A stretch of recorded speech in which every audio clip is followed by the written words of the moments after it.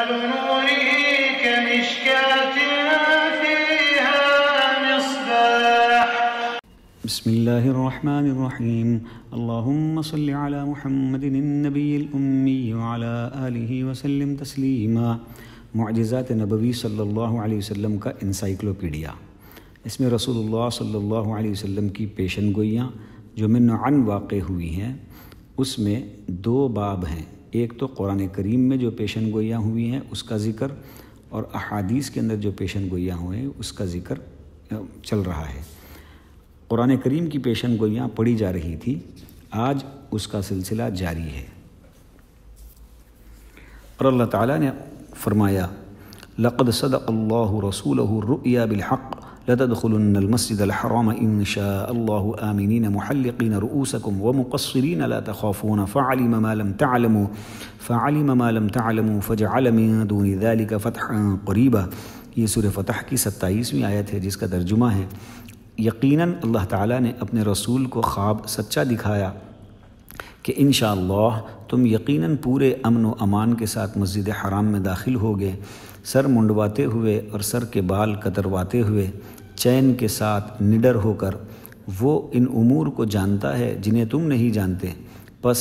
اس نے اس سے پہلے اس کے نزدیک کی فتح تمہیں میسر کی. یہ وعدہ اللہ تعالیٰ نے 6 ہجری میں صلح حدیبیہ کے موقع سے کیا، اور اس کی تکمیل قضاء عمرے کے سال، قضاء عمرہ یعنی جو عمرہ قضا ہو گیا تھا وہ کرنے گئے تھے اگلے سال 7 ہجری میں، اس وقت ہوئی.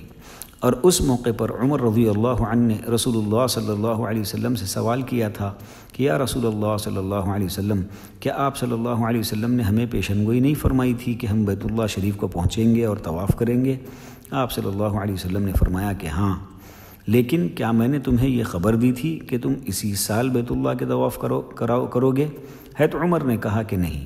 آپ نے صرف یہ کہا تھا کہ تم بیت اللہ آؤ گے اور اس کا طواف کرو گے. ایک دوسری جگہ اللہ تعالیٰ نے فرمایا وَإِذْ يَعِدُكُمُ اللَّهُ إِحْدَى الطَّائِفَتَيْنِ أَنَّهَا لَكُمْ وَتَوَدُّونَ أَنَّ غَيْرَ ذَاتِ الشَّوْكَةِ تَكُونُ لَكُمْ. یہ سورہ انفال کی 7ویں آیت ہے، جس کا ترجمہ ہے اور تم لوگ اس وقت کو یاد کرو جب کہ اللہ تم سے ان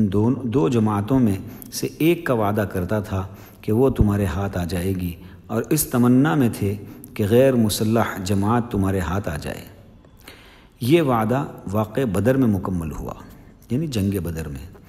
جب رسول اللہ صلی اللہ علیہ وسلم مدینہ سے اس غرض سے نکلے کہ قریش کا قافلہ پکڑ لیں. لیکن جب قریش کو اپنے قافلے کی طرف آپ صلی اللہ علیہ وسلم کے نکلنے کی خبر پہنچی تو وہ تقریباً 1000 جنگجوؤں کو لے کر آپ کے خلاف نکل پڑے. جب رسول اللہ صلی اللہ علیہ وسلم اور آپ کے اصحاب کو قریش کے آنے کی خبر ملی تو اللہ تعالیٰ نے آپ صلی اللہ علیہ وسلم سے وعدہ کیا کہ 2 جماعتوں میں سے کسی ایک کو آپ کے ہاتھ لگائے گا، یا تو مال و اسباب والے قافلے کو یا جنگجوؤں کی جماعت کو. آپ صلی اللہ علیہ وسلم کے ساتھ جو صحابہ تھے ان میں سے اکثر نے یہ خواہش کی کہ یہ وعدہ قافلہ عیر پر فتح کی صورت میں ظاہر ہو، کیونکہ اس میں افراد کم اور اموال زیادہ تھے، اور انہوں نے جنگجوؤں یعنی نفیر سے لقاء کو ناپسند کیا کیونکہ اس میں افراد زیادہ اور پوری طرح اسلحہ سے لیس تھے. لیکن اللہ تعالیٰ نے جنگجوؤں سے مڈ بھیڑ کرا کے اپنا وعدہ پورا کیا. چنانچہ اللہ تعالیٰ نے دشمنوں کو ایسا نقصان پہنچایا جس کی تلافی ممکن نہیں. دشمنوں کے 70 سردار قتل کیے گئے، 70 گرفتار کیے گئے، اور بہت سارا مال فدیے میں دے کر انہوں نے اپنی جانیں چھڑائیں. اس طرح اللہ تعالیٰ نے مسلمانوں کو دنیا و آخرت دونوں کی بھلائی سے نوازا، اور اسی لیے اللہ تعالیٰ نے فرمایا وَيُرِيدُ اللَّهُ أَن يُحِقَّ الْحَقَّ بِكَلِمَاتِهِ وَيَقْطَعَ دَابِرَ الْكَافِرِينَ. اور اللہ تعالیٰ کو یہ منظور تھا کہ اپنے احکام سے حق کا حق ہونا ثابت کر دے اور ان کافروں کی جڑ کاٹ دے. یہ سورہ انفال کی 7ویں آیت تھی. ایک اور جگہ پر قرآن میں اللہ نے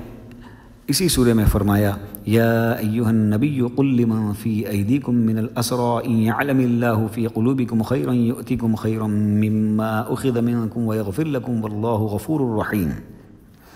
یہ سورہ انفال کی 70ویں آیت ہے، جس کا ترجمہ ہے اے نبی اپنے ہاتھ تلے کے قیدیوں سے کہہ دو کہ اگر اللہ تعالیٰ تمہارے دلوں میں نیک نیک نیتی دیکھے گا تو جو کچھ تم سے لیا گیا ہے اس سے بہتر تمہیں دے گا اور پھر گناہ بھی معاف فرمائے گا، اور اللہ بخشنے والا مہربان ہے ہی۔ اور ایسا ہی ہوا کہ جن لوگوں نے اسلام قبول کیا اللہ تعالیٰ نے انہیں فدیے کے بدلے دنیا و آخرت کی نعمتوں سے مالا مال کیا۔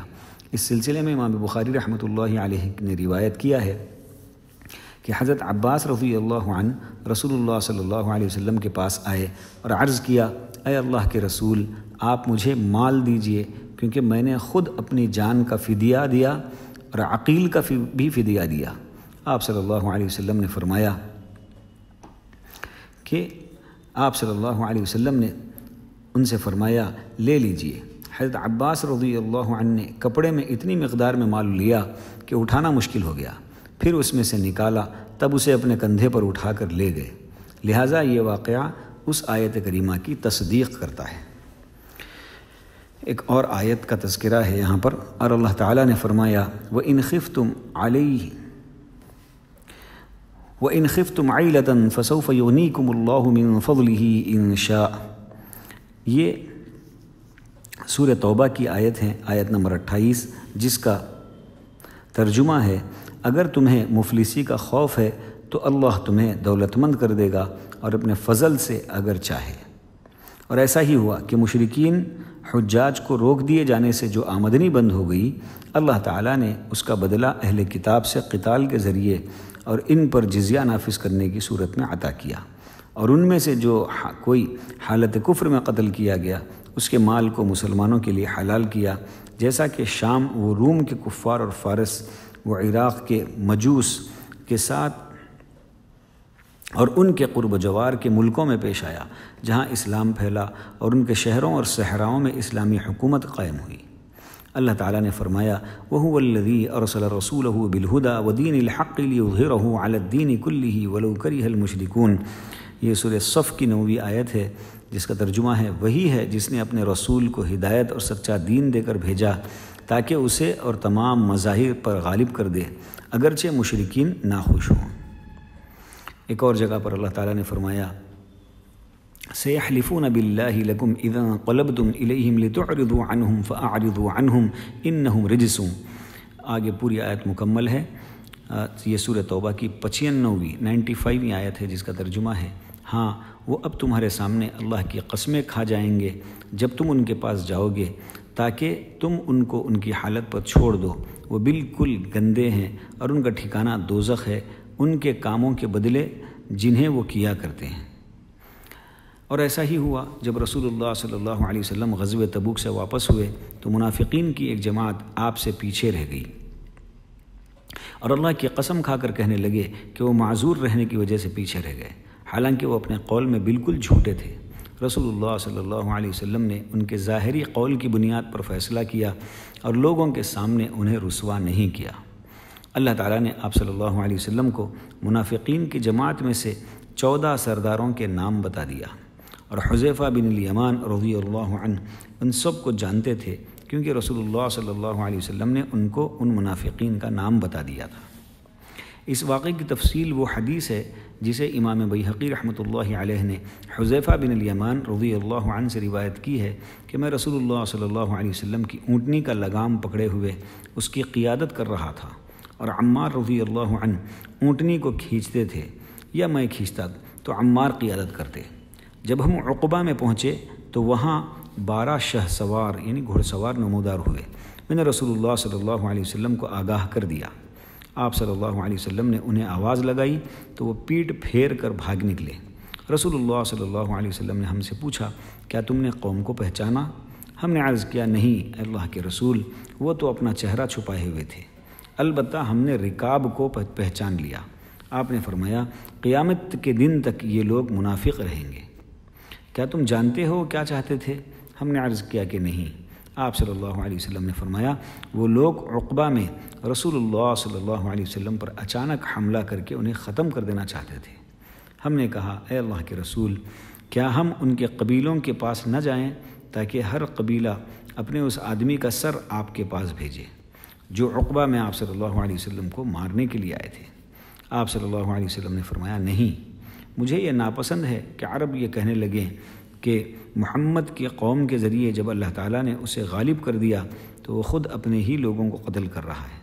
پھر آپ صلی اللہ علیہ وسلم نے یوں بددعا دی، اے اللہ انہیں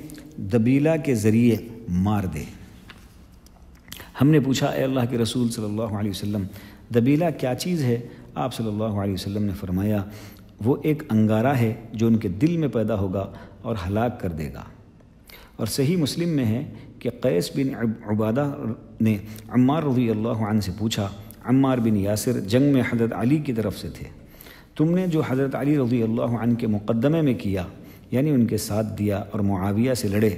آیا یہ تمہاری رائے تھی یا تم سے رسول اللہ صلی اللہ علیہ وسلم نے اس باب میں کچھ فرمایا تھا؟ عمار نے کہا کہ رسول اللہ صلی اللہ علیہ وسلم نے ہم سے کوئی بات ایسی نہیں فرمائی جو اور عام لوگوں سے نہ فرمائی ہو، البتہ حضرت حذیفہ نے مجھ سے بیان کیا کہ رسول اللہ صلی اللہ علیہ وسلم نے فرمایا میرے اصحاب میں 12 منافق ہیں، ان میں 8 جنت میں نہ جائیں گے یہاں تک کہ اونٹ سوئی کے ناکے میں گھسے، یعنی ان کا جنت میں جانا محال یعنی ناممکن ہے۔ ابن اسحاق بیان کرتے ہیں کہ رسول اللہ صلی اللہ علیہ وسلم نے حضرت حذیفہ بن الیمان رضی اللہ عنہ کو ان سب کا نام بتا دیا تھا، اور یہ بھی مروی ہے کہ عمر بن خطاب رضی اللہ عنہ نے حذیفہ رضی اللہ عنہ سے کہا میں تمہیں اللہ کی قسم دیتا ہوں کیا میں ان 12 منافقوں میں سے ہوں؟ ان نے کہا کہ نہیں، اور اب میں آپ کے بعد کسی کو بری نہیں کروں گا کہ کہیں رسول اللہ صلی اللہ علیہ وسلم کے راز کو افشا نہ کر دوں۔ تو یہ وہ مکمل واقعہ تھا۔ دوسری جگہ اور ایک آیت ہے، اللہ تعالیٰ نے فرمایا سنوریہم آیاتنا فی الآفاق وفی انفسہم حتی یتبین لہم انہ الحق اولم یکفی بربک انہ علی کل شیء شہید۔ ترجمہ، یہ سورہ حامیم سجدہ کی 53ویں آیت ہے جس کا ترجمہ ہے عن قریب ہم انہیں اپنی نشانیاں آفاق عالم میں بھی دکھائیں گے اور خود ان کی اپنی ذات میں بھی، یہاں تک کہ ان پر کھل جائے کہ حق یہی ہے کہ آپ کے رب کا ہر چیز سے واقف و آگاہ ہونا کافی نہیں۔ اور یہ پیشن گوئی بھی پوری ہوئی، اللہ تعالیٰ نے انسانوں میں اپنے دلائل و براہین کو ظاہر کیا اور دنیا میں بھی دشمنان نبوت، مخالفین شریعت اور اہل کتاب، مجوسی اور مشرکین عقل مندوں پر یہ بات روز روشن کی طرح عیاں ہو گئی کہ محمد صلی اللہ علیہ وسلم اللہ کے رسول ہیں، اور جو وحی ان پر نازل ہوتی ہے وہ بالکل سچ اور حق ہے، اور اللہ تعالیٰ نے آپ صلی اللہ علیہ وسلم کے دشمنوں کے دلوں میں آپ کا رعب و دبدبہ اور خوف مسلط کر دیا ہے، جیسا کہ بخاری و مسلم میں آیا ہے میں 1 ماہ کی مسافت کے رعب و دبدبے کے ذریعے مدد کیا گیا ہوں۔ بیان کیا جاتا ہے کہ جب آپ صلی اللہ علیہ وسلم کسی قوم سے لڑائی کا ارادہ کرتے تو آپ کے حملہ آور ہونے سے 1 ماہ قبل ہی سے ان پر آپ صلی اللہ علیہ وسلم کا رعب طاری ہو جاتا تھا، صلوات اللہ وسلامہ علیہ دائما الی یوم الدین۔ اللہ تعالی ہم تمام کو نبی پاک صلی اللہ علیہ وسلم سے سچی پکی محبت، عقیدت، اطاعت اور اتباع نصیب فرمائے، آپ صلی اللہ علیہ وسلم کی سنتوں پر چلتے ہوئے زندگی گزارنے کی توفیق نصیب فرمائے، آپ صلی اللہ علیہ وسلم کا دیدار نصیب فرمائے، آپ صلی اللہ علیہ وسلم کے دست مبارک سے حوض کوثر سے جام کوثر نصیب فرمائے، اور آپ صلی اللہ علیہ وسلم کا پڑوس ہم تمام کو آخرت کی ہمیشہ کی زندگی میں نصیب فرمائے۔ وآخر دعوانا ان الحمد للہ رب العالمین۔